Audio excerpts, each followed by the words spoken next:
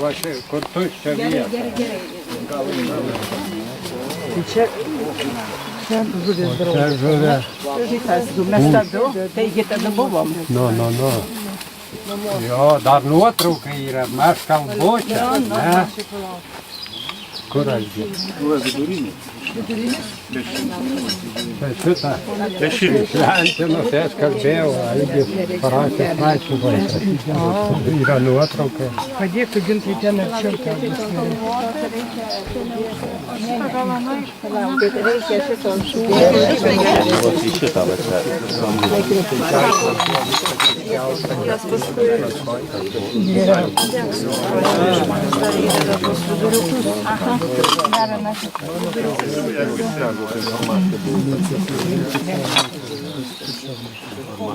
Vieną partizaną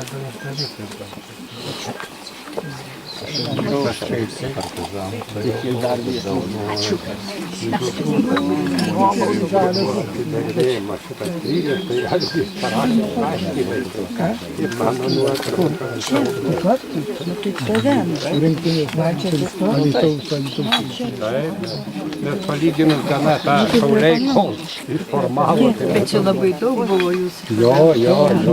Gražiai pražygė. Nes kada, atsiprašau, Kai mes buvom čia, Šauliai tada buvo laisvi. Tikrai laisvi. O dabar jau tarybų valdžia privatizavo juos. Čia tik smėliukas, jeigu nebūtų. Taip, kas iš to, vis tiek tu kariuomenė priklausai. Jau bažnyčioj taip negalima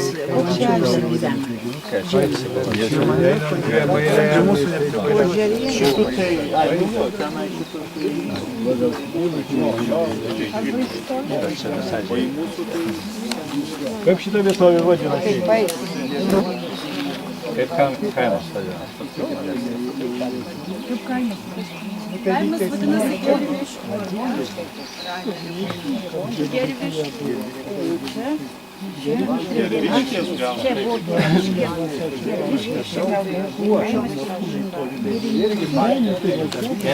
Mėly ponai, čia mes susirinkom prie vieno iš pažymėjimo vietos, kur žuvo 3 Lietuvos partizanai. Čia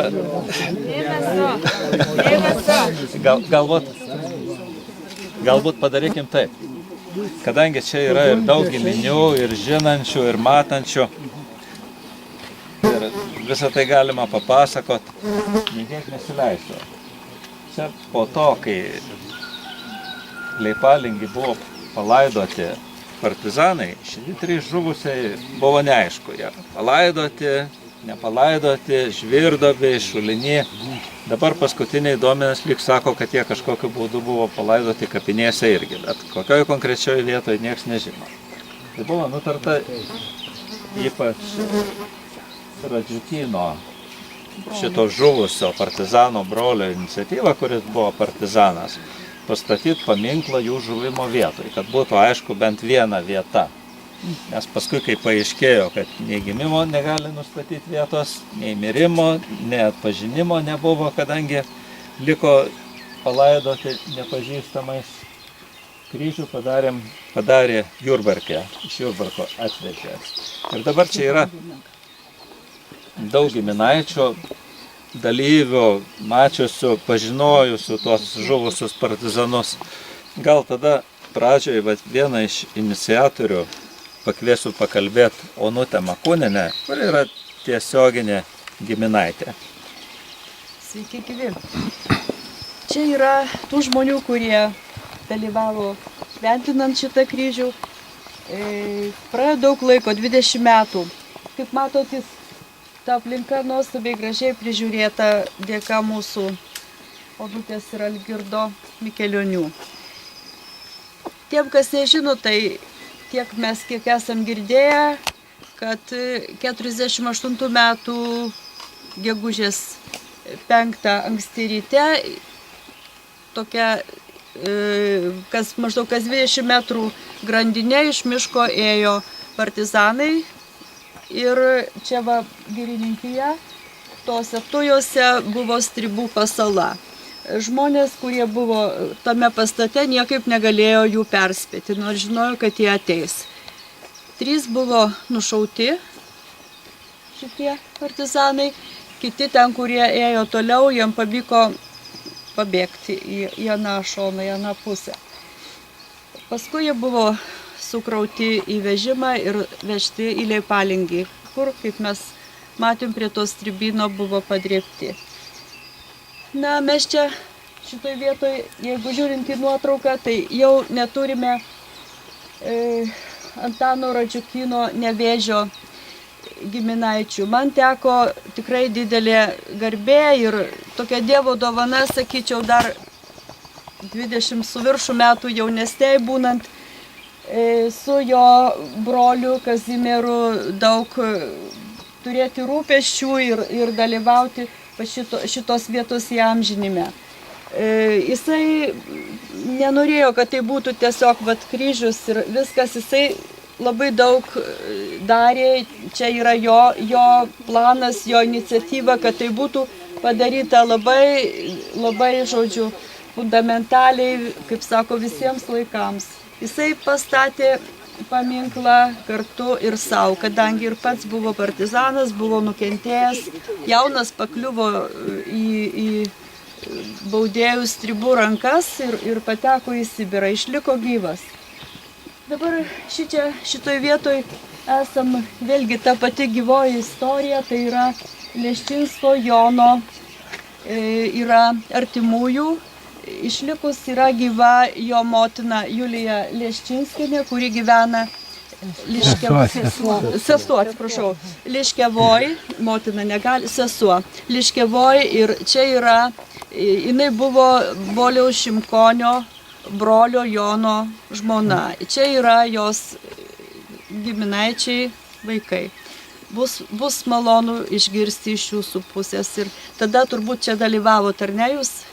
Motina tai tikrai. Tada buvom, dar yra nuotraukos. Tai vėlgi, va, tokia gyvoji istorija. Mes čia susirenkam tie, kuriems, taip sakant, skauda, kurie esam iš tų kraštų, iš tos giminės. Dabar jeigu trečią žiūrėti, Albinas Ramanavičius Balandis buvo mano motinos brolis. Taip, čia esi krikštaduktė. Yra jo krikšto dukra su brolio dukra. Jo krikštaduktė. Ir žodžiu, mes tikrai čia, kaip galim, labai daug metų lankom ir šitas kryžius čia turim nuotrauką su mažais vaikais. Žodžiu, tas mūsų yra kraujuje, mūsų pareigoj, mūsų atminty. Ir labai dėkoju visiems, kurie va ir iš toliau, kas atvykot paminėti. Ir smagu rasti čia užrištą trispalvę juostelę. Ir smagu, kad yra nepamiršta. Ką darysi? Čia tokia buvo jų lemtis - žūti jauniems. Taigi, gal kas nors dar norėtų ką pasakyti iš tų laikų, kas ką atsimenat, ar paskui pakalbėsim. Liškeva močiutė turbūt labai daug papasako. Taip, mes buvom jau užvažiavę pas ją, labai šviesaus proto dar. Jūs patys dabar gal ką nors. Gal jūs ką nors dar atsimenat, kaip buvom tada? Jauni buvom tada, vat, po to žinau, važiavom kiek pas mama tas pasakojo, Bogužį. kaip jie išėjo iš miško, nu tą patį. Gegužėje žydėjo ievos, nusviro jų balti žiedai, balandį, skroblą ir nevėžį nukovė budeliai žiauriai. Užbertos smėlio, melsvos akys, pačiam žydėjime veidai, o lūpos tyliai vis kartojo, sudie tėvynė ir draugai. Išniekinti visi gulėjo, Leipalingi ant akmenų, sargybą aplankyti neleido ir pasiskūst širdies skausmu.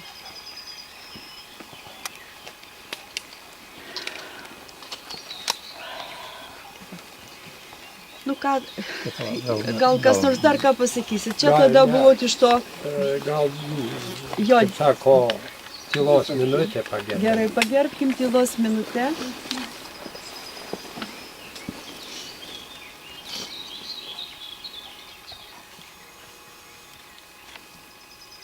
Ačiū. Čia